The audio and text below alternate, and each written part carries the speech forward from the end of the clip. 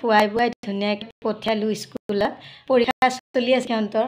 এতিয়াতো আজি বাৰু দি আহিলে, এতিয়া পৰীক্ষা দি থাকোঁতে নি কাণৰ বিষ উঠিছে, আকৌ গমো নাপাওঁ। মই আনিব গ'লোঁ, আনিব যাওঁতে মোক কৈছে আহি পেলাই ঘৰত কৈছে কাণৰে কম শুনি আছোঁ, এনেকৈ কৈছে। তাৰপিছত মই কৈছোঁ ভাতকেইটা খাই লোৱা, ভাল লাগিব।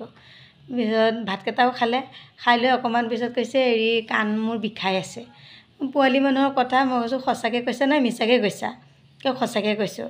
পিছত মই লগে লগে স্কুলৰ পৰা আহি সিহঁতক ভাতকেইটা দিলোঁ, দি পেলাই খুৱাই পেলাই মই আকৌ লৈ গ'লোঁ, নি পেলাই দৰৱ এটা দিলে, দৰৱটো দিছোঁ।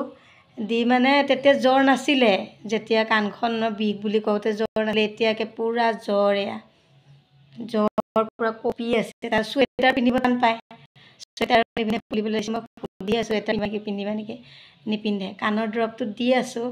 এতিয়া আকৌ মই মাহীয়েকক ফোন কৰি কৈছোঁ আৰু বাপেককো কৈছোঁ ফোন কৰি যে বিষাই আছে কাণখন, ভাল হোৱা নাই, তুমি দৰৱ এটা আনি দিবা বুলি। এতিয়া চাওঁ আকৌ আনিলেহে কি হ'ব। ইয়াৰ পূৰা জ্বৰ, এতিয়া অকণমান শুইছে, নহ'লে শুবই পৰা নাই।